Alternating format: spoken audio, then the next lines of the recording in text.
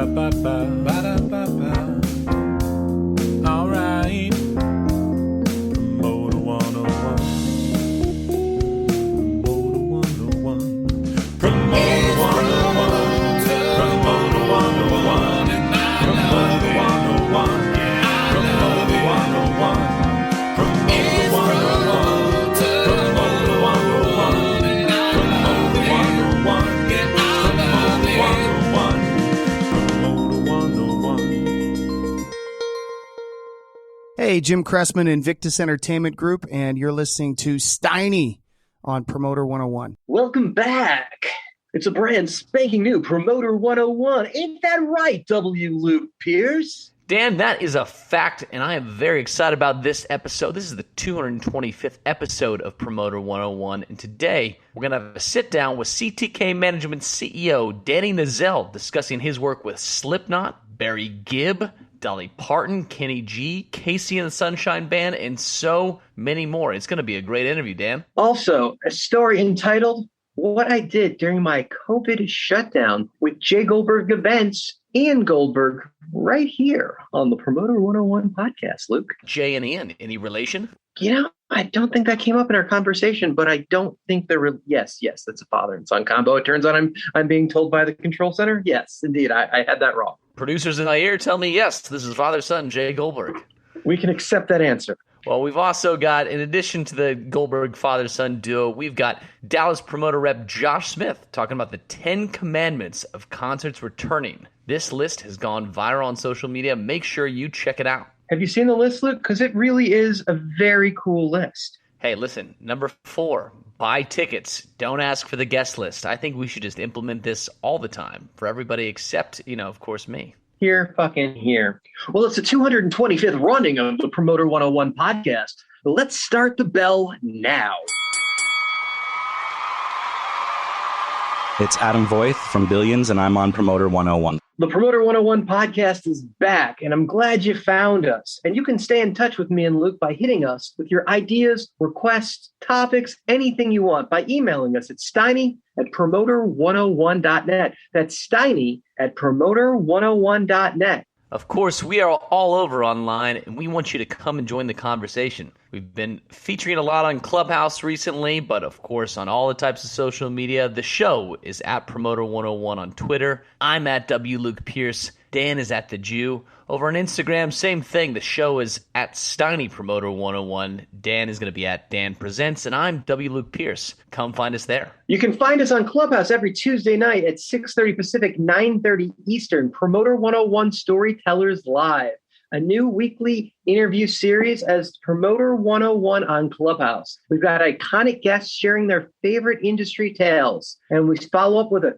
Q&A question at the very end, and it's moderated by me, Luke. Coming up next week, April 6th, is Ted Cohen, legendary Warner Brothers record man and technology superfan. Ted Cohen on Clubhouse, April 6th. Also on Clubhouse on the second Saturday morning of every month, join us for the Promoter 101 Book Club. We're going to meet next Saturday, April 10th at 8:30 a.m. Pacific, 11:30 Eastern, with special guests Sean Striegel, Kara Finkelberg, and Larry Weintraub discussing the book, Where Did I Go Right? You're No One in Hollywood Until Someone Wants You Dead by the late, great Bernie Brillstein. Go check it out. Still plenty of time to pick up this book or listen to it as an audiobook, and come join us next Saturday, April 10th, for our second Promoter 101 Book Club. Which screen do you think you'll be on during this Promoter 101 Book Club, Luke? I may even sit down at home and do this thing from the quiet, windless office here in Nashville, Tennessee. I think you and Traeger will be putting somewhere. I doubt you'll be at home. I actually probably will have returned home at that hour already from the golf course, so it'll be fine. All right.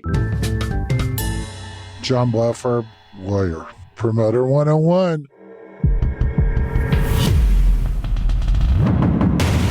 News of the week. Plenty to talk about this week, Dan. We've got some major news rolling out here. Of course, a couple blockbuster Wall Street financial deals that everyone loves to hear about, and I love to talk about. Universal's parent company, Vivendi, rolling up an IPO for Universal, the long-awaited liquidity moment for all of those people out there who have been watching this story unfold for the past 3 years as Vivendi figures out what exactly they're going to do with this major behemoth of a record label and publishing group that they own in Universal. And it seems like we will have an IPO very, very soon, Dan, which is very exciting, I imagine, for the owners and investors of Vivendi who bought this record group more than 10 years ago now at a fraction of its value. They're set to make a pretty penny on that IPO. In the world of lineup announcements, big announcement coming today. We're recording this on Wednesday. Bonnaroo dropping their lineup. Everybody's headed back to the farm Labor Day weekend, Dan.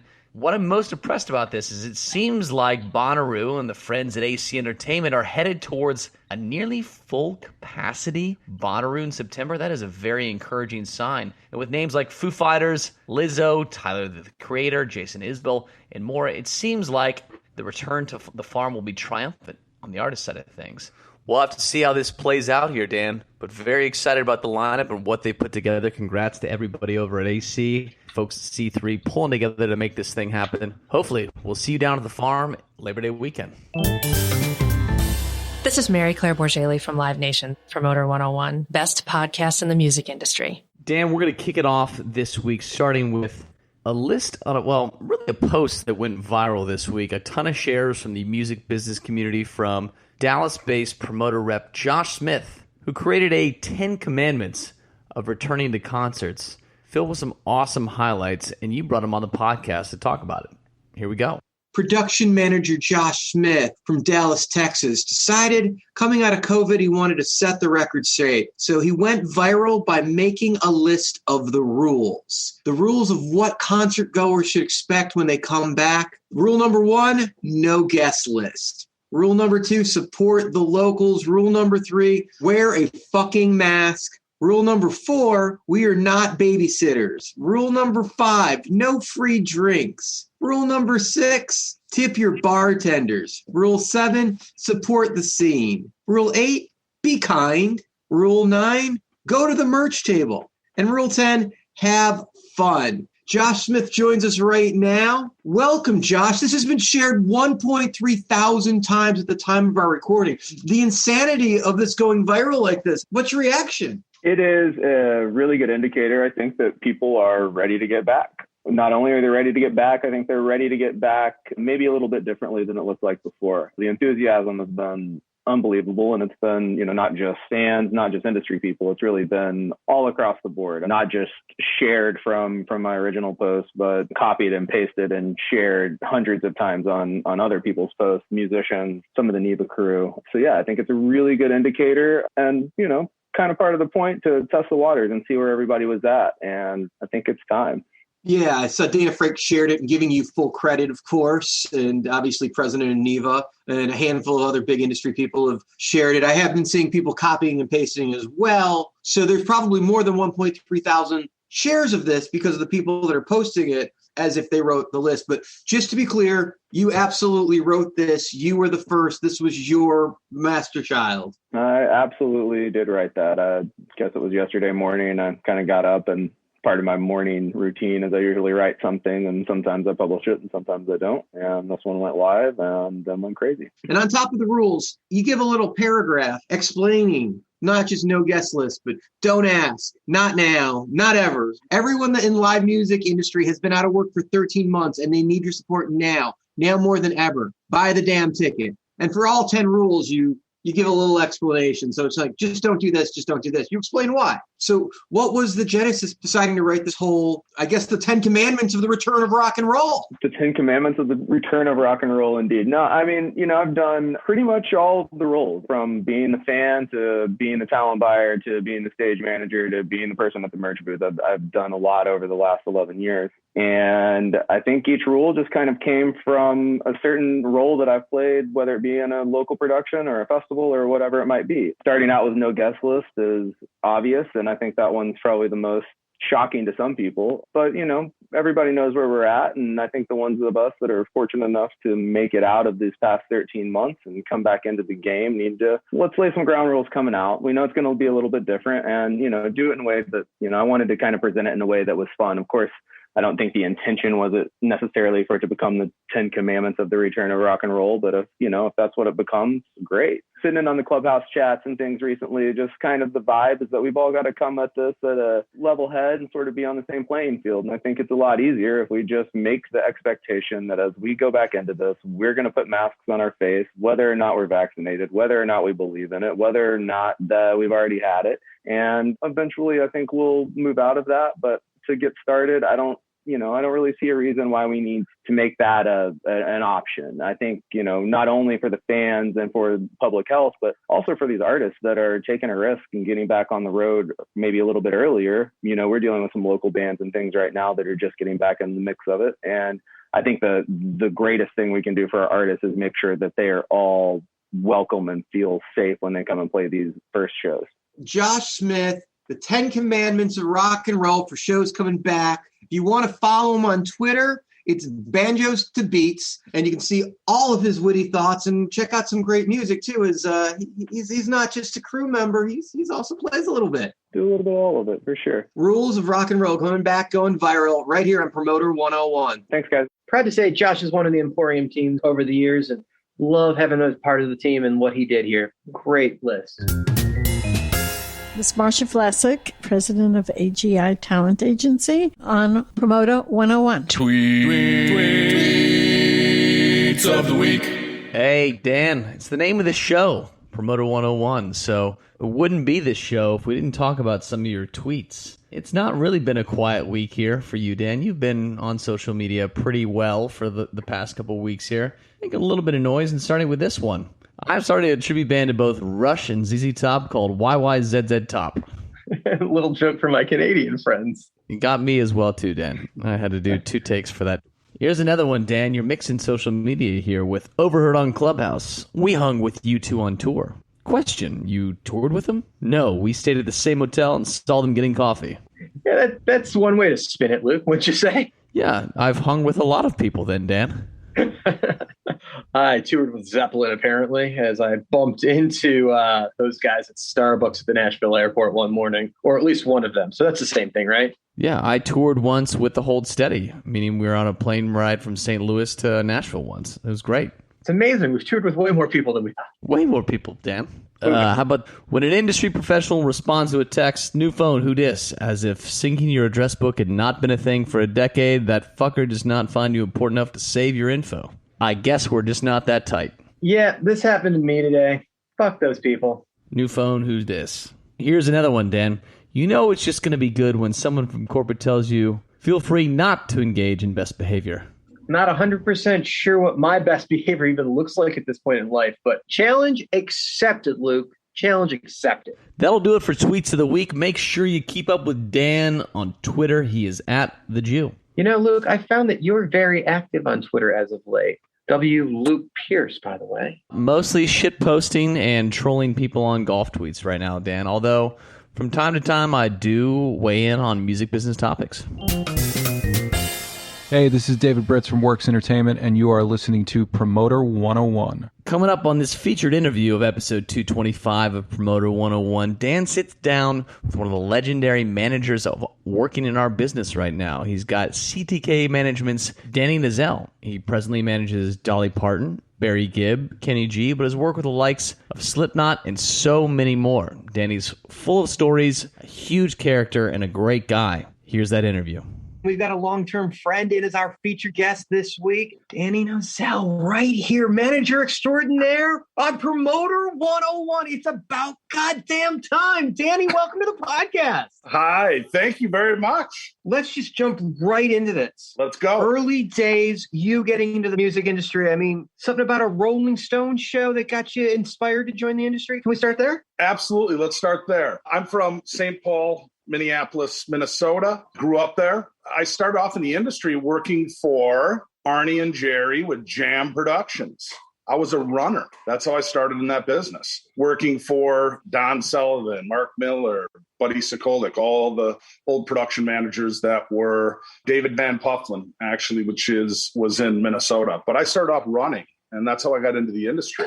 Then after running, I kind of worked my way up into production assistant, production manager, promoter rep, and just kind of worked my way up like that. Also, why I was coming up, David Van Pufflin, who was the rep for Jam in Minnesota, the promoter rep, said, you know what, a guy would be really smart because we go out and what we do is for every show, 200 shows a year, we rent furniture for whatever artist is coming in for the dressing rooms. A guy would be smart if he owned the furniture. So I went out and I bought 3 sets of furniture. I bought couches, love seats, end tables, lamps. I bought all that. And then he said, well, I get 10% for life. That's what he told me. So no problem. That was the deal I cut. But nevertheless, I ended up going from 3 sets of furniture to about 30 sets of furniture. And I ended up doing hundreds of shows a year. And that was a long time ago. So I can say it was a cash business and it was successful at the time. I grew the business and I supplied not just in Minnesota, but we would travel sometimes depending on if Jam had bought a tour, then we would travel and I would do the furniture and run. So I was just multitasking and always had like a, entrepreneurial type of mind. So if Willie Nelson and Dylan were out doing their baseball tour in the summer, that maybe they could have the same couch. Yeah, maybe they'd have the same couch in every city, so it actually feel like home to them. Yes, exactly. That's cool. I love that. We traveled like that. We traveled on that tour. I think we did a Motley Crue tour a long time ago. And I can't remember because it was so long, but there was several tours that I loaded my furniture on the back of a truck and we just followed the tour. And every night they had the same dressing room. So I'd load up 6 or 7 of their dressing rooms and they'd have the same stuff every night. And it was a show cost. So I was just getting paid like that all the way along. But it was profitable doing 150 shows a year, charging $300 a set of furniture. You got to love it. I'm just having visions of you, Nigel James, Don Sullivan hanging out all summer long. That just sounds like so much fun to me. Absolutely. You're a bigger mind than just the production world, but that's how you found your way into business with Slipknot, right? The first band you got deeper into management with. Exactly, because what I was doing was managing another band called the Coup de Grace.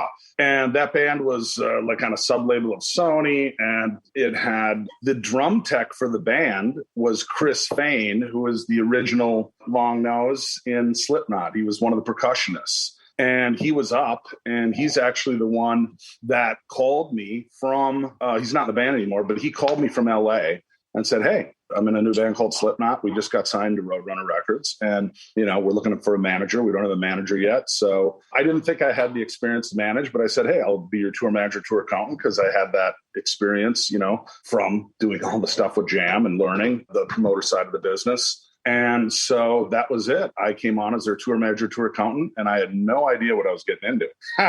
I'm noticing a theme here. Iowa band, Minnesota production guy, Jam in Chicago. There's a Midwest theme building here. I'm feeling this. You know what? You're the first one to notice that. Absolutely. I always tell everyone all roads lead to the Midwest and all roads lead to Minnie. So everything's got to go through Minneapolis, So your time with Jam in the Midwest, and I think we all have our different beliefs of what Jam stood for. It's either Jerry and Arnie's Money or the Jewish American Mafia, whatever it was at the time, right? But it's genius. Those guys did a lot of shows, and they owned Chicago long before there was a Law Blues or there was a House of Blues there. That was Jam was Chicago town, and those guys, man, they did Minneapolis, they did Chicago, they did the surrounding areas. They were the Bill Graham of the Midwest, and they rocked that stuff. They were, and their theatrical division as well did really well. Arnie came in and invested in on 9 to 5. But also I got into Slipknot, and then you know what? That gave me an education that money could never buy. You know what I mean? You got 9 guys and 2 crew, and me as the tour manager, tour accountant, going out doing very small clubs. We went from a very small amount to they're getting millions of dollars a festival. I was along for the ride. I started in 2007 when they were rehearsing in Sid's basement in Iowa. And I ended up going till about 2002. And then I left for a little while. Then they brought me back in till 2004 and a European tour with Metallica and Ozfest. So I was just kind of in and out of the band, but I went straight for a good 7 to 8 years. And I saw them go from clubs to stadiums. And I knew there was something different. I knew that there was, something that nobody else had. And I really watched the rise, and I was able to educate myself by touring the world in every club, in every theater, in every arena, in every stadium. You know what I mean? And that's what I learned how to do it. And I created different ways to tour that I still have these methodologies, and they're very profitable. And I've also used them for a lot of my client base, that I've turned their touring around to being an extremely, profitable venture when maybe before it was not. So Rammstein, not unlike Slipknot, figured out how to take a show that had theatrics to the next level. It was something War really never figured out how to scale, but was doing a lot back in the day. But taking that high production show, putting it to great music, and moving it into more of a theatrical event, which Slipknot is, whether you love the music or not. If you watch that show is theatrics from top to bottom. It is. It's the creation of all, the entire band, but also it's Sean Cran. Sean Cran is one of the creative forces behind that band. He and Corey Taylor are just very creative and come up, with all that. It's an art, you know what I mean? That's their art, and they're very good at it. And I noticed that early on that's just it. These guys are, 9 farm guys from Iowa. They're really passionate. They're really fucking crazy, but they're passionate.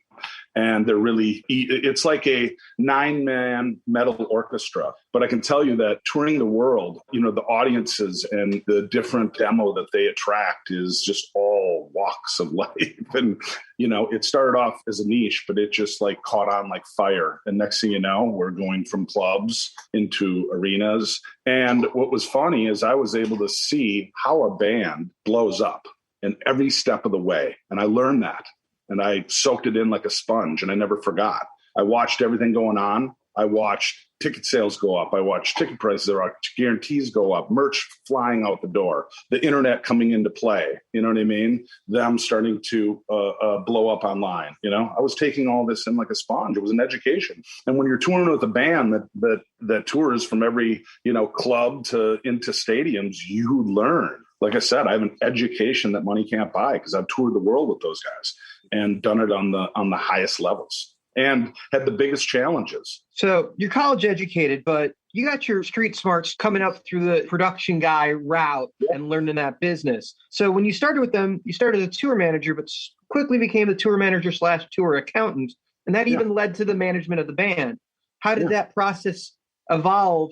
And how do you go from being the guy that's responsible for advancing the date to the guy responsible for everything? Well, what happened was I went from tour manager to tour accountant, and I really kept that position, but I got hired by management, which was Steve Richards, who is not there anymore. And Steve Ross, who was the day-to-day manager, is now been with me for like the last 17 years. And he's based out of LA, but he was the day-to-day manager for Slipknot, and he and I stayed together. I ended up working for management. What my title was they ended up having, several other bands, 6 or 7 other artists that were signed all to major and independent deals. So I oversaw the global touring for the, based on the education I just got and was able to make things profitable. I oversaw the global touring for the entire company. So that's kind of it. But you know what? When you are with somebody for 8 years, every single day, yes, I'm the guy in there with the band. I lived with them for 8 years, right? And not just going on tour. I'm talking all the time into the studio, because as soon as we're off a tour, we get a couple-week break. And then next thing you know, you're into the studio doing the next album. So I was into the studio with the band and also into the Houdini Mansion for the 3rd album in LA there. So anyhow, I did 3 albums with the band. I like to believe while they're recording, they're still in full makeup and costume. No, they're not. Absolutely not. I still believe pro wrestling is real though. So, that's just me. Right. A manager is a problem solver. That's right. What you got to do. You're there to fix whatever goes wrong. You're the concierge for the band. This expanded to other acts, but you got to tell me how you go from the crazy antics of Slipknot and wind up as Dolly Parton's manager. Because, man, I don't see them touring together at a festival like, hey, automatically the best package you could ever have, Dolly Parton and Slipknot. How do you make the jump from one extreme to the other? It's kind of funny because Dolly says, you know what, you've gone from darkness to light. And is that the biggest truth? Anyhow, after Slipknot, then I did several other artists. I did Slipknot and a band called Mudvayne at the same time. So I was tour managing, tour counting both bands because somehow, and I can't remember the exact tour, but they had lost their tour manager. So we pulled them in, put them on our buses, and we just kept touring. And we did that all over the world. And so we kept that going. And then I moved in and I did, when I came off tour with Slipknot, I got a call and Seven Dust was looking for new management, but I didn't go in as manager. I just went in as a TM because they were in the studio and they were getting ready to put another album out. So I went down, hopped in the studio with them, got them out. They went out opening for Creed. So it was 24/7 Dust. And we went and did that. And then after that, I did several other bands. I had to do a stint for Motorhead. I was just doing all sorts of things. They needed somebody for about a month out. So I ended up going out and doing a month. Danny, every band you're mentioning could have played Hellfest. Dolly would not. How do we make that jump? I know. You lived in the darkness, as Dolly would say, right? In the darkness. And then, like I said, darkness to light. So I'm just trying to think of all the other stuff. Oh, then I got in and I did, Jägermeister was sponsoring several tours. So I got in and I did Bone Thugs and Harmony and I did Little John and the East Side Boys. I did 8-Ball MJG. So I got in and did several tours with the rap and hip hop artists. So, which was great. I actually loved it. So you went from metal to gangster rap. I did. That's weird too, but amazing. I love the experience. That was great. And then I went from there into doing some consulting. Bone Thugs tours like a rock band. They're one of the few bands that plays of that genre like a rock band. They are on the road and they work. Is that something that you instilled in them? And did you teach them how to do? No, not at all. Acts don't do that. They were with DOS Communication and Steve Lobel. Was their guy. I was running the tour, so touring with them. And I think we did a couple. We did 2 legs with them. It was a while ago, but because they tour better than almost any other hip hop band in the club ballroom level. They do a great job. They know how to do shows. Bone Thugs is very, very hard workers. Little John, 8-Ball, they work hard and they toured hard. You know what I mean? And it was a lot of shows in a row. So it was a fun tour. Actually, I had a blast. And then I'm trying to think there's more. Prior to, I went out and did a little stint also with Kenny Loggins. But I also got into some tour consulting. So I got brought on by some accountants and some management companies. I can't tell you which bands, but they put me in there because I have a way. Everything's bottom line. My father was a hardcore litigation attorney. Okay. And so he taught me how to read a contract. And then on top of that, he was also very good with the accounting and taught me accounting as well as, the road accounting and when you learn the tour accounting. But I can tell you what, I know it very well. And not only that, when I go to my clients 6 months in advance and say, here's the budget. If you stick to my budget, this is what the financial, reward is if you stick to the budget. But if you go off and you add production and you add pyro and you add all this other shit, it's not going to be that profitable. But I can give someone a profit and not deviate because I'm not going to give it away what I do, but I have budgets that don't fluctuate. So if you don't screw with my budget, you're going to make the profit that I tell you are. And I have over 2 decades of proof that my system works and it's profitable. You just have to let me deal with the numbers. And I don't care who it is because everything is bottom line. You know what? You look at and I would go out on the road on an arena tour that's losing $200,000 a week and you tighten it up because they have their friends on tour, cut off. Pyro, cut off. You know what I mean? Automatically what you have to cut. You have to go to production and personnel right away. When you cut pyro, and I don't mean to cut down on the companies, but it's the truth. Everything's the bottom line. We're in a business. And when you're on tour, you're not trying to go out there and break even. You're trying to make a profit to feed families and food on the table. So anyhow, I created a way. It works. and I went in and consulted several different artists, and I went in and changed it. You know what I mean? I was able to cut, because to me, it's very easy. You know what? When you go in and you're a cleaner, you're not well liked. People aren't going in looking at you like, oh, hey, this guy's coming in, because he's coming in to fire people, and he's coming in to redo the budget, and people are getting sent home. But within, 2 weeks, you have that budget back on track, because you have just taken where they're losing and tightened everything up. Okay, and I promoted your show, so yes. I don't want people to think that you don't have real production on the road when you're saying you're cutting everything. You've got real production with many, many semis. That Dolly show is a nice, healthy union bill at the end of the night at the arena. Oh my God. So hey, to be clear, listen, you're not cutting everything. Don't get me wrong. You're cutting the extras, but the fans are getting a show. I just mean there's a level of production that works like some of the bigger bands can do the pyro, can do all the staging, can do everything because they are getting a bigger guarantee and they can budget for that. But there's a lot of bands that take out more production than their budget allows them to do. So what I've found, like with Dolly, absolutely, we're not going out with low production.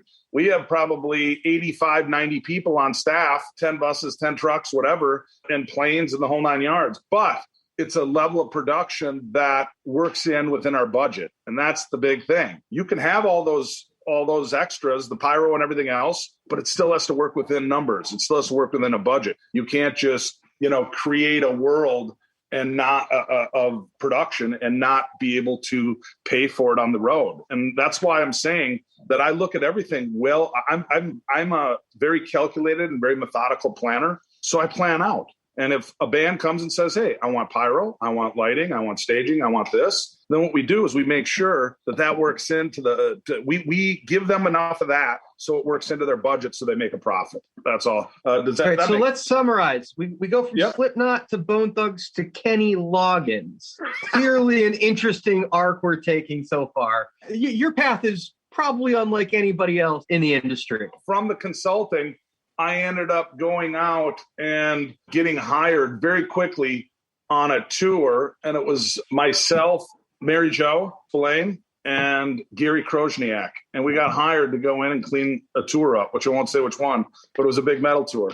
And we cleaned this tour up. And then after that, they said, hey, would you like to go out with Dolly Parton? But I had actually got offered a different position. So I said no. And then I kind of used the position as leverage. And I ended up with Dolly anyhow. And I went out and I did like maybe 20 shows. And she was playing arenas, but there was only, it was 2004, but she was only selling probably 1,500 tickets in these arenas. And I'm like, what is wrong? There's a problem. And that goes into how I met her. But I went in there and I kind of did these shows, assessed it, but then that was it. She decided to stop. And then about 3 months later, she called me up and asked me to manage her. And then I came in 2005. We went out and did the same type of tour, but she was only doing 1,500, 3,000 tickets in major venues. But what I did when I came in, that's how I actually got into Dolly. 2005, she asked me to manage her. So when I came in, the first thing I did was I looked over her Polestar history, to see where her tours were. And also went back from 1967 through all the accounting and everything I could pull and all the history. And I was able to see that she really wasn't a headliner per se. She was opening a lot of shows back then. She was headlining on like private shows, fairs, festivals, casinos, but soft ticket dates. She was traveling in package tours. So in the 60s and the 70s, it was Porter Wagner. Then when Dolly got her record deal and started selling a lot of records, she was opening up for the likes of Johnny Cash, Waylon Jennings, Willie Nelson, Kenny Rogers. So she was opening up for a lot of different artists like that, but she wasn't closing the show. She wasn't the headliner. Okay. And then what happened is she did that and, toured whatever, 40 to 60 shows a year and, did that. And then in 1981, she stopped. And what she did was she took 10 years off to make movies, 9 to 5, Steel Magnolias, the list goes on. And she was very, very successful with making the movies there in the 80s. Then in the 90s, she went back, re-signed to RCA. and Slow Dancing with the Moon, and had a platinum album. And then after that, she went into a bluegrass label, but it didn't do well. She wasn't really marketed, and she didn't tour that much. And the bluegrass wasn't really being received well, and it wasn't really successful. So from 1991, 92, after the big album went into the bluegrass era, she really kind of was on really semi-retired almost. Not really, because she works every day and she works her ass off every single day. She still has all her Dollywood and Dolly Stampede and Splash Country and all her side businesses. So really, when I came in, she didn't need me financially for anything. But what I did was able to take a look at her touring. And in 2006, I went to her and I said, hey, I don't want to hire one specific promoter. I've done all the research. I pulled your Polestar history to see where you're touring by, where you've toured, and so that I could be educated on where your consumer is and what markets you've sold any type of tickets in. And then 2, I did your sound scan so I could find out where your music buying consumer was. So when I put those 2 together, I put a top 50 markets and I called the labels overseas. So I understood where globally Dolly, where her consumer is. And then what I did is when I got to Dolly in 2005, no website, no socials, no merchandise, no manager. Okay. So she hadn't had a manager in nearly 17 years. And the last manager she had was Sandy Gallen. So anyhow, that's what I was coming into. And I thought in 2006, I said, let me do our own tour. I'm not going to put you in arenas, Dolly. I'm going to put you in 3,000 to 5,000 seat venues. And I'm going to put your tickets on sale 6 months in advance. And that way, if I see any market that's not performing the way that I want it to perform, then we'll geo-target that market and we will go at that market with press until we see a jump in ticket sales. And if I put the tickets on sale in 2 or 3 months before, if there is a problem in a market, it doesn't give you as much time to fix that problem. Okay. So anyhow, I put the tickets on sale 6 months in advance, put 21 shows on sale. Boom. We sold every show out.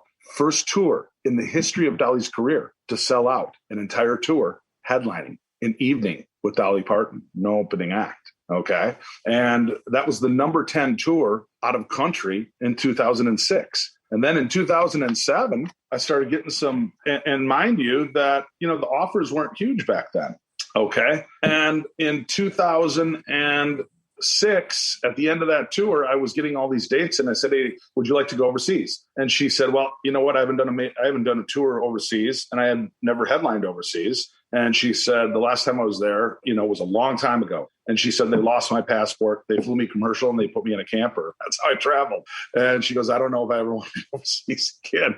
I said, I know a different way. And I said, I'm going to custom make you buses and I'm going to put you on a private jet. And she goes, private jet? What do you mean private jet? I'm not going to fly on a private jet. And so anyhow, one thing led to another. And I talked her into at least trying it. You know what I mean? And because she had been on private jets before, but she had never paid for them. Okay. She didn't feel that it was necessary. And I did 3 commercial flights with her. And I was like, whoa, there's people from the front of the plane to the back of the plane with cameras and video cameras. And I said, this is, and we got mob going through the airport. And I said, my gosh, no. I said, you know what? I will do different budgets and I'll budget this in, but she doesn't like to fly anyhow, whether it be commercial or private. She doesn't like to fly. But anyhow, I went and picked her up. I put her on the plane. We were landing and coming off that plane. And she turned to me and goes, you're real smart, aren't you? And I said, yep. And then that was it. I framed the tickets. And since 2006, we have never gone.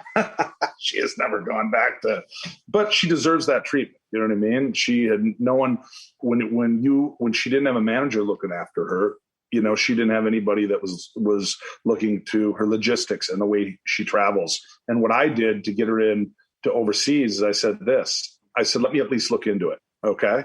And I said, I know a different way. I'll custom make you buses, put you on a private jet. And I said, that's how we'll do it. And she goes, okay, I'm not going to guarantee anything. So you know what I did? I hopped on a plane and I flew over. And of course I did. Do you know Mr. Neil Warnock? Okay. So Neil and I did Slipknot together. Okay. And I can tell you in the European market and the global market, he was very instrumental because he was in the beginning, Neil was the agent and he helped build that. He did. No ifs, ands, or buts. Neil, in the beginning, helped to build that, and we toured hard in club. Because listen, going from clubs up to the headlining Reading, Leeds, and all the major festivals. So anyhow, I called Neil, and he wouldn't take my call, and I started getting pissed off at him. He would not take my call. And finally, I told his assistant, Claire, at the time, I said, Claire, tell him it's about Dolly Parton. And she goes, hold on. So he thought we were calling about Slipknot or something. So he came in, he took the phone call, and that was it. I hopped on a plane, flew over there, met with him. And then we met with, all the chairman of Live Nation Europe, chairman of AEG Europe. We met with all the promoters, ended up splitting it up. And I said, let's put her in downscaled arenas. And they really didn't want to do it. They're like, hey, she doesn't even have the history of selling out theaters over here. Why would we put her in downscaled arenas? I said, wrong promoters and wrong agents. Okay. And I said, now we have the right team. And at the time it was Steve Homer. And at the time Steve was with Live Nation. Neil brought him in, and he was very instrumental in helping us break Dolly in the European market. He was, hands down.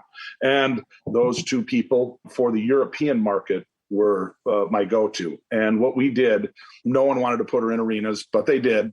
And because of what I said. And also we backed I did something very smart. We backed the ticket sales off 6 months in advance. And what else I did, being from Minnesota, I'm watching Prince. And Prince took an album and put it into the mail on Sunday in the UK. That paper sells about 800,000 units a week. Okay. And then Prince came out, and when he put this best of album in the paper, mail on Sunday, they shrink wrap it to the paper. He put a CD in there. It sold 1.2 million. So because it had Prince's CD in there, it sold another 400,000 units, 400,000 papers. So I went to them, got them to pay me, I don't know, 400,000 pounds or something like that. I can't remember, so long ago. But then what I did is I gave them a best of album of Dolly, just of things that we owned, live and half other things that we owned. And I gave them this album. They put it on there, shrink wrapped it, and I put it out 6 months in advance to let them know that we're doing a tour. And lo and behold, boom, 1.8 million units. So we surpassed Prince and even went to 1.8 million. He did 1.2, we did 1.8. So I'm like, something happened here. And then Neil's like, let's put, then what we did is invited all the overseas press to Nashville. And we opened up Dolly's little cabana and we laid out a country spread. Okay. Hot chicken and grits and hams and crackers and jams and all that country, experience.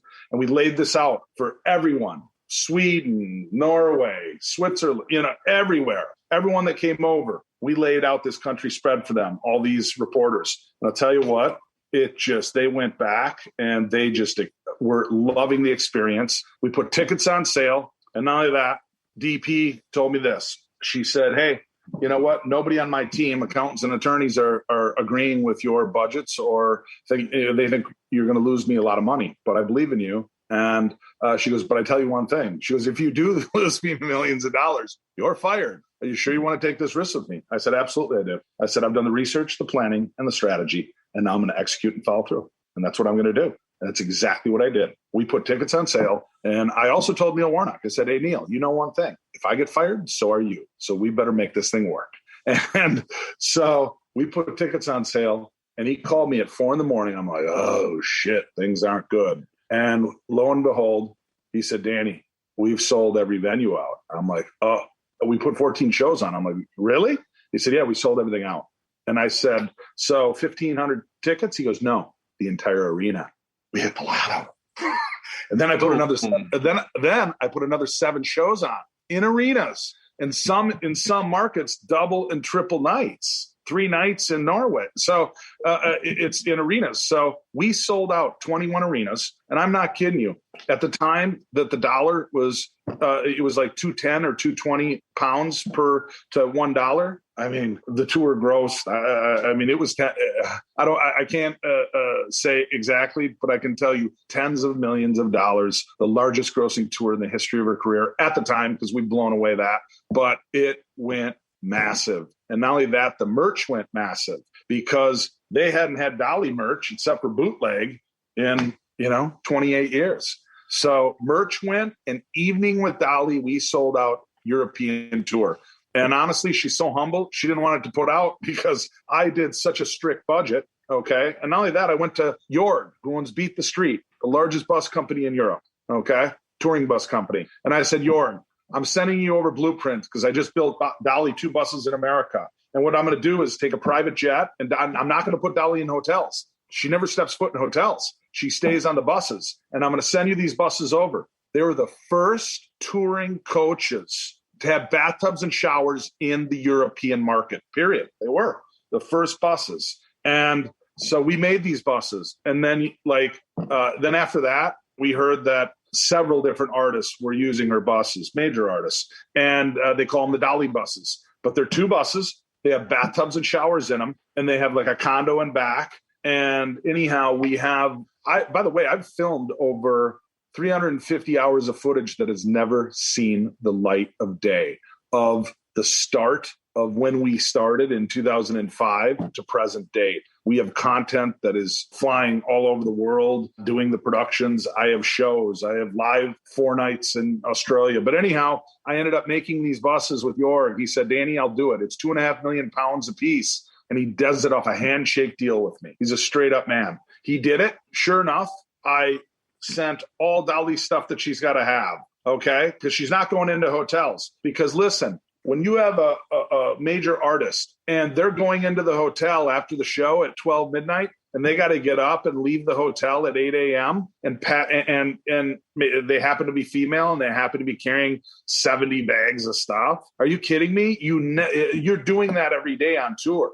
You never have consistency because you're always in and out of someplace. So you never have stability. And what I did is I built a condo on wheels, both in the US and in the European markets. And I put these things on a ship to Australia, which I'll tell you about in a second. And I'm the first one to do it, to ship buses to Australia. But I did them. They were the first buses. Dolly loves them. Anyhow, what I did is candles, blankets, teas, coffees, creamers. I put into a couple cases. I ship them overseas. And then I have her, I meet the buses in Stockholm, Sweden at Stockholm Stadium. Both buses, we unload all Dolly's, the comforts of home. So she has the smells, the tastes, the coffees. They're all loaded onto the bus. And then I take one bus and I send it off to Viborg, Denmark to wait for us. And then what happens is Dolly and I come in, which I have this on film. Dolly and I fly in, okay?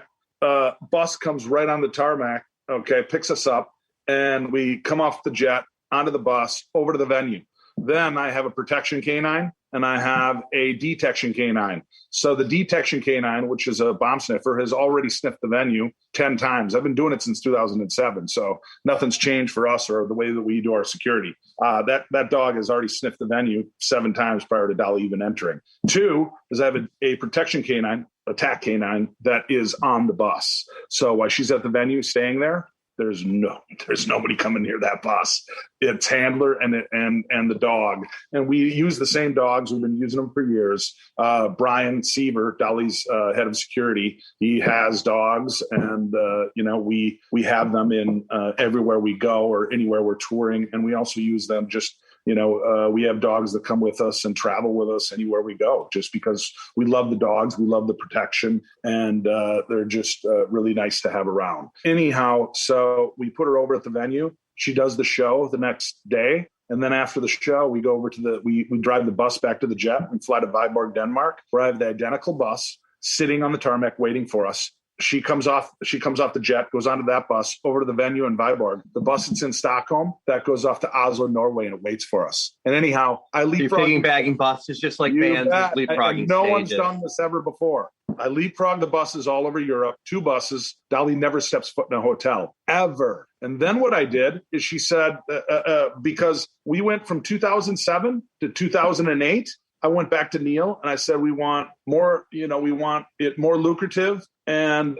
less shows. He goes, well, we have to go into stadiums, mate. I said, then let's go into stadiums. So that's what we did. We sold out 10 stadiums and 7 arenas. Okay.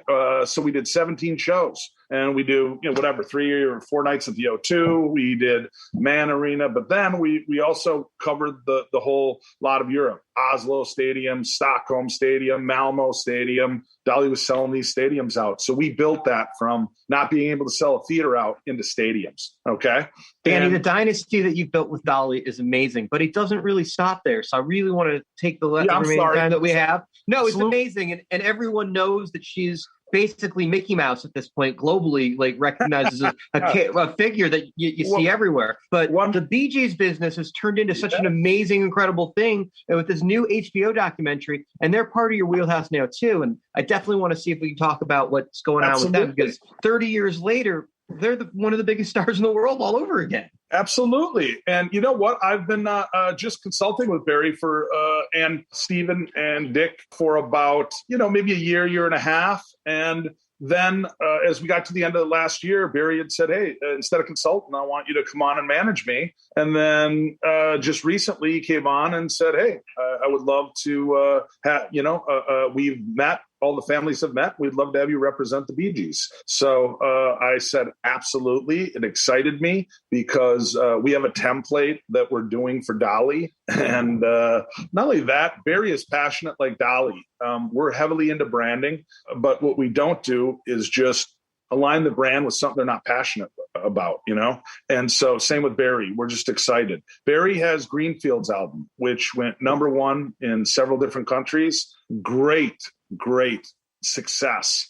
And he was so humble and taken back by all the success that's happened. And now we're going to go into a volume 2, into a volume 3. And the album came out in January, but the documentary came out in December. And I think the Bee Gees documentary was so great, and it was very well received, and it's still being played all over the world. But that really recaptured interest into the Bee Gees, and also Barry, because what most people don't know is how amazing he is considered, like the biggest songwriter next to Paul McCartney in the world. Barry is, and if you look up.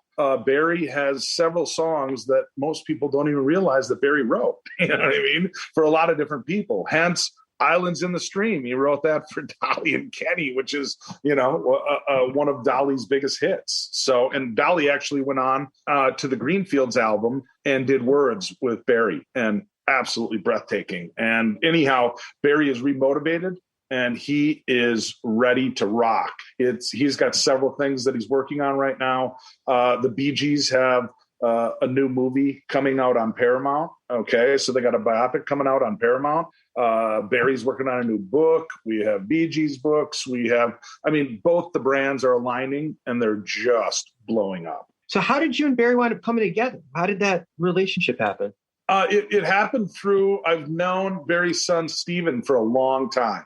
And he's been very instrumental. He's the one that brought me in. He's the one that, thought that he's seeing everything that we're doing for the Dolly brand and how we keep reinventing and being cutting edge over the last 17 years. And he's like, hey, my dad doesn't have a manager. So he really just kind of opened the door a little bit, and we just kind of started a little relationship, and it just blossomed. And now he's given me full trust, and I'm ready to rock for him. I am rocking for him. Well, nobody was doing business this year with COVID. The Bee Gees exploded all over again, and Barry's everywhere. It's amazing. You're certainly working it. I don't want to let you go without talking to you about both the biggest disco band in the world, Casey and the Sunshine Band, and the most well-known horn player anywhere in the world, and Seattle's own Kenny G, who are also clients. Can you talk about those clients and what's going on? Because they're also iconic names. Absolutely. Do a little dance, make a little love, get down tonight. Casey's still going. He's writing like a mad. I think he's written just over the last year, probably 50, 60 songs. He's constantly writing, constantly in the studio, loves to tour, and is just continuing to tour. However, what we have on KC is there's a company called Ambassador Theater Group, and they are the largest theatrical promoter and producer in the world. And they're based out of London. They own theaters on Broadway, et cetera. But anyhow, we did 9 to 5 with them overseas at the Savoy Hotel, and it was very successful. And I pitched them KC on his life story. So next thing you know, they bring in JF from Pretty Woman. He and Casey hit it off. They started writing. So now we're to a position that he's writing a book about his life story. the Studio 54, all that, Disco Air, all that kind of stuff. And then, or I should say, based on his life story. It might not be called that, but it is his life story, I think. And anyhow, in process that they've already got an outline written for it, but we want to do a book, a musical, and a movie. That's what we're looking to do. And he's working on it right now. Kenny G, I tell you what, there's so many things that people don't even know about Kenny G. Did you know that Kenny G is one of the original investors of Starbucks? No, but it makes sense. Seattle boy, right? Hey, makes a lot of sense. His uncle got him into it. He had to cut a big check, and it turned into, very, very uber successful because, he still, I believe, is a shareholder in some capacity. But Kenny G, original investor into Starbucks. You know what's funny is he doesn't even drink coffee. I remember in the late 80s, early 90s, Michael Bolton, Kenny G amphitheater tour was like the biggest thing. It was like adult contemporary own the moment, and those two guys sharing a stage together was like as big as a New Kid tour for our moms. It was insane. Oh, absolutely. We have been, Kenny is a very smart man. He's a day trader. He's the third best pro golfer on the Celebrity PGA. We got to get Snapple involved to have these trivia questions. This is amazing. Absolutely. Next, it's all going to be on lids. Hey, Kenny G was one of the original investors in Nobu. And then I Kenny's believe the guy you want to follow around. And then they bought Kenny out, and also he's a pilot. And right now we had him with Kanye, and then we had him with The Weeknd, and he's got branding deals that we're going. We got a book deal on the table. Listen, we're heavily into the branding for all our clients. From Slipknot to Bone Thugs to Kenny Loggins to Dolly Parton to Kenny G to the Bee Gees to Casey and the Sunshine Band. The iconic names that you have been involved with don't seem to end. What's next, Danny? You know what? I believe this. You manifest your own success. So the stuff's not falling from the heavens. You got to make it happen. So you know what? I've just led, and I'm led by my intuition, and I just move forward. And whatever comes into the pathway, I assess it and move forward. But know this, I don't feel that I'm where I'm supposed to be in life yet. So I'm not satisfied. So I have a drive, you know what I mean? I'm driven to continue, I'm 24/7 and I'll always be that way. So you know what? And if I die an honorable death because I work my ass off for my clients. I do. I want them to be successful. I want them to be happy. Danny Nozell right here on Promoter 101, laying it down about how it happened from Slipknot to the Bee Gees. Let's do it. Man, there's never a better moment than when Casey and the Sunshine's manager sits down with you and gives stories of the road the way that Danny did today. Thrilled to have him right here on Promoter 101. Fergie, tour design. I'm on Promoter 101. Well, hey, the quote of the week comes to us from Bernie Burlstein. Outcomes rarely turn on grand gestures or the art of the deal, but whether you've sent someone a thank you note. I think the lesson there is to send someone a thank you note, Luke. I think so. But great synergy, as did you know the book club's pick of the month for April happens to be Bernie Burlstein's book. And there's still plenty of time to pick it up or listen to an audiobook next Saturday, April 10th. Check it out on Clubhouse. Hey, this is Bill Silva from Bill Silva Entertainment. You are listening to Promoter 101. Trying something new this week, Dan. We've got a little segment that we're going to call What I Did During the COVID Shutdown. And our inaugural guest is going to be J. Goldberg Events, Ian Goldberg. Here we go. A first-time ever guest, Ian Goldberg, is joining us on the podcast. Welcome, my friend. Thank you very much for having me. Dude, this is so long overdue. Let me apologize to you and our listeners that we have not made this happen sooner. This should have been a priority that we took care of much earlier in the podcast. So I'm thrilled that we're able to write this now and make this happen. How the fuck are you handling yourself, man? How's your world? I'm doing pretty well. I can't complain. As we've talked about, I've been spending a decent amount of time down in Mexico where the weather has been really nice. So can't complain too much about that and waiting for all this craziness to be over with. Well, this segment is what Ian Goldberg did on his summer vacation, a.k.a. COVID year. Now, let's start out talking about what's going on with your Mexican hang and then move into the amazing lineup, speaking of summer, that you guys just dropped on the world, your festival of summer camp, which is fucking insane, the lineup you guys just dropped. Thank you. But let's start with your Mexican trip and what you did on your COVID vacation. Yeah, so it actually didn't start out so much as a vacation per se. I was actually set to go down to Argentina. I spend a decent amount of time down there because I have family and friends down in Buenos Aires. My wife was from there, so still have all of her family and everything. She passed away about 10 years ago from cancer, but I still go down and see all my family and friends down there. And was set to go down there on March 14th. And of course, everything went crazy March 14th of last year in 2020, right when everything was going crazy and they canceled all the flights and Argentina closed their border. And so I also have a scuba diving business in Cozumel that I started about 5 years ago. So I rerouted and headed down to Cozumel thinking that, if everything was going to be in lockdown and quarantine, I would at least be able to be out and go scuba diving and everything. But that didn't end up working out that way because the island also locked down and went into quarantine, and they actually put in a curfew and had everyone had to be indoors by 6 p.m. And the port captain closed all the ports, so no boats going out, and you literally weren't even allowed to be in the water. So even, all the beaches were closed, everything was closed. And so scuba diving was out. So it really was just staying indoors. You could get outside along the beach and stuff, but couldn't be out on the beach. And so I was really just in quarantine for 6 weeks down there, pretty much doing the same thing as everyone else. But it was, at least the sunsets were nice and the weather was nice and everything like that.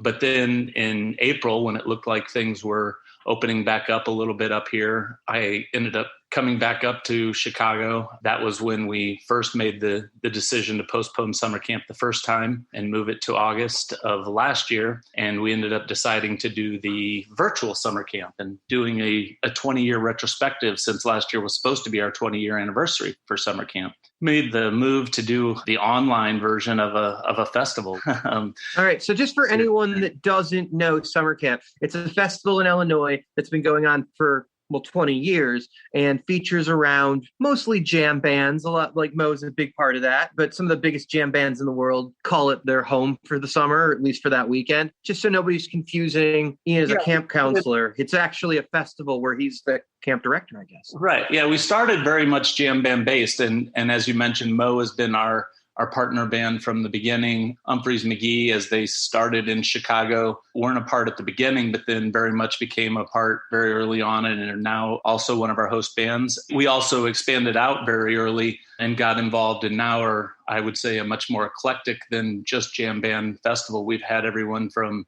Jane's Addiction to the Zac Brown Band to Willie Nelson to Steve Miller Band to, of course, then the electronic. We've had Skrillex, Bass Nectar to Diplo, everything. So it's not so jam band centric anymore as it was in the early days, but still has those jam band roots. Yeah, look at your lineup. You're pretty jam band centric. You guys bring in some novelty for the other folks to round it out. But yeah, you guys have not forgotten your core. Not at all.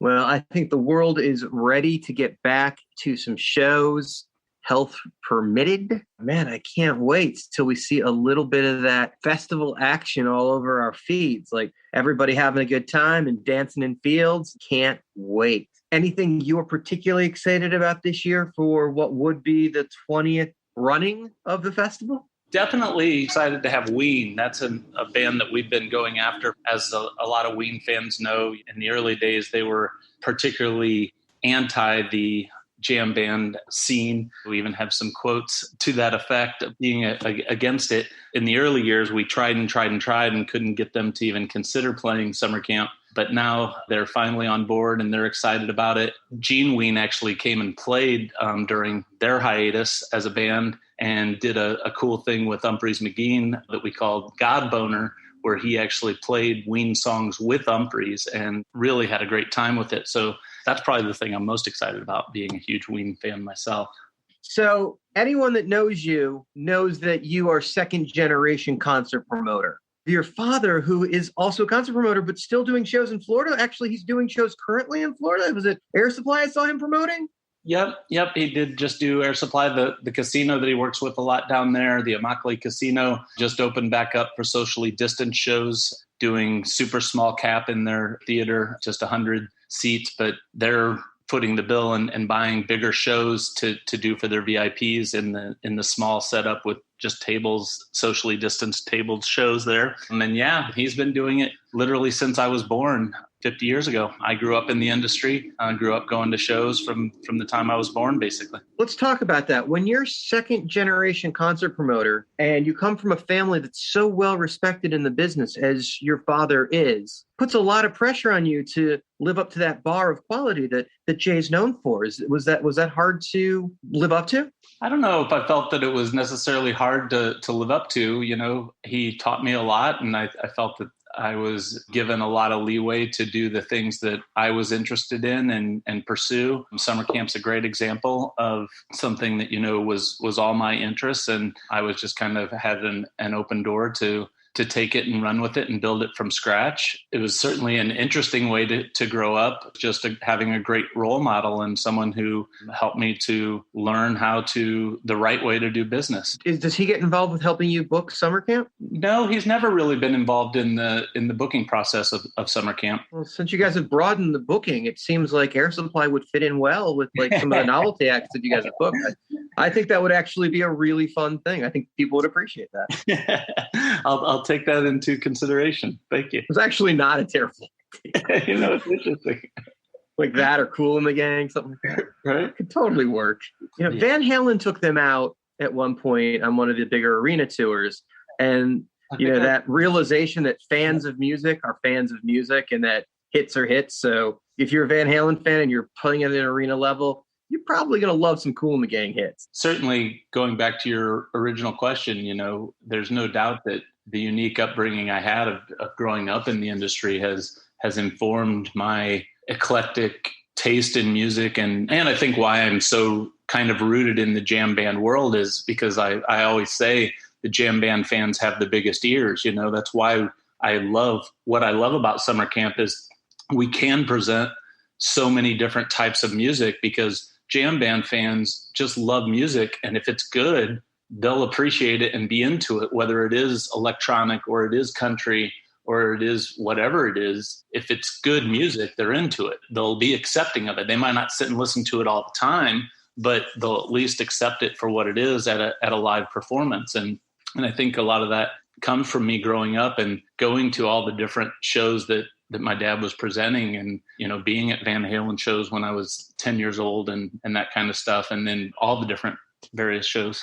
Yeah, it seems like having a festival like yours, it could be really fun to play with the lineup. Obviously, you want to make sure that you live up to the bar that's been set and not do anything too wild that's going to upset anyone. But at the same time, booking for your core and then booking some things that are going to expand, everybody's experience from the previous time. Yeah, it's fun. Definitely one of the cooler moments when we did do Steve Miller Band, and that was one of the ones that we were definitely experimenting at that point. We hadn't done anything like that, and the bowl was just packed and everybody knowing every word and everyone just going crazy with it. And we did it as, kind of an earlier, I think he played from like 5:30 to 7 or something like that, and it was just amazing. And same thing with Zach Brown Band. That was kind of an interesting one because they actually approached us. That was when I was working with Don Sullivan. He was still involved at that time, and he had a great relationship with them. And they approached him and said, hey, we're kind of interested in doing some of these types of festivals. And they were like, but if we do this, we want to do something cool. Do you have any ideas? And kind of went back to him with, well, what about doing a set of all covers?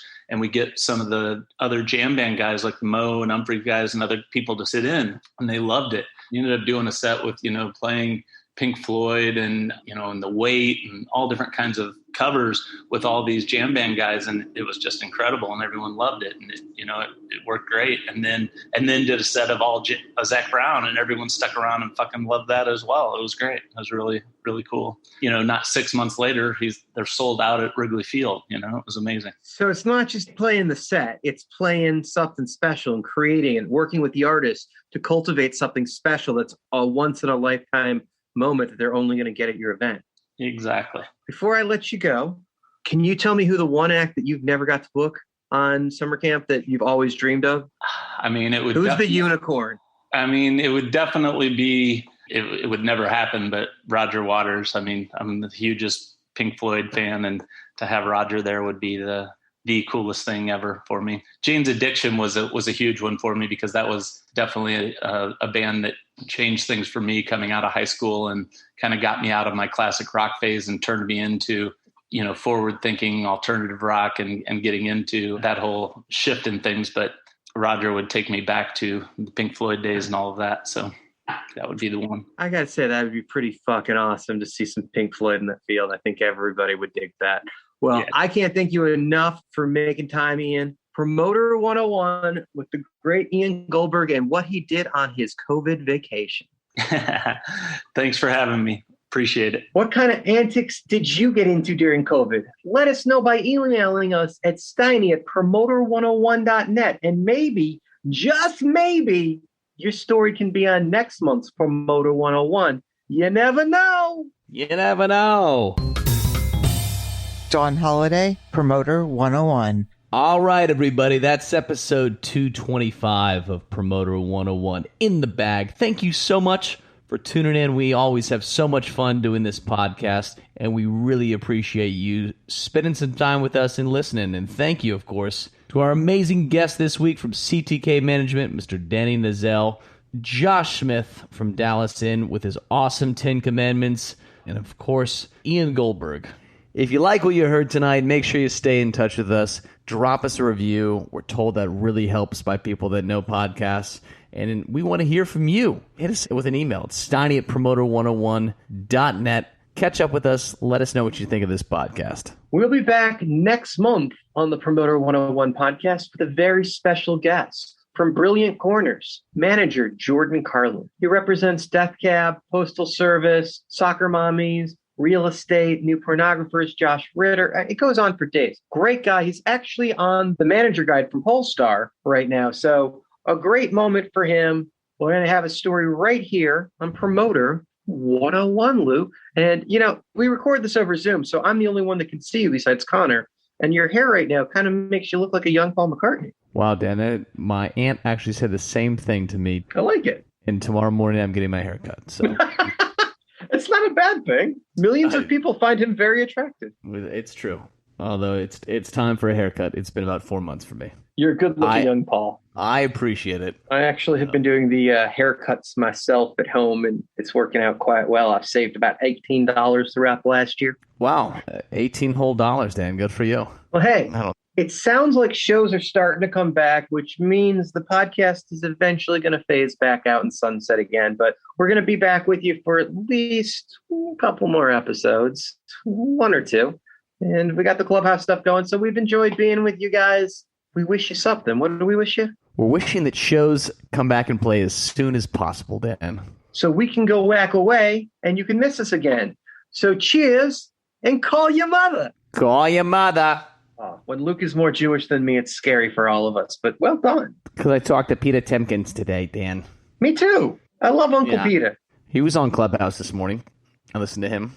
It's funny. The insurance panels used to be the most boring thing at the conference. And now Peter is the biggest get you can get on any of the platforms or conferences. The insurance guys are rocking it right now. And Peter being the gold standard for insurance. So if you need help getting through all this weird COVID understanding, call Peter Temkins, have him help you buy some insurance from him and protect yourself for whatever your insurance needs happen to be.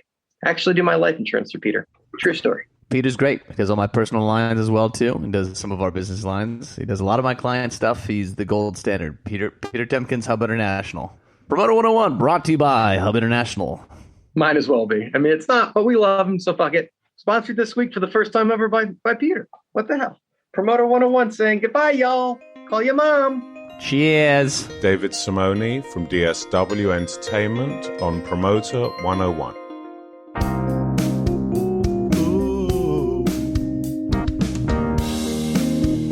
Ba-da-ba-ba.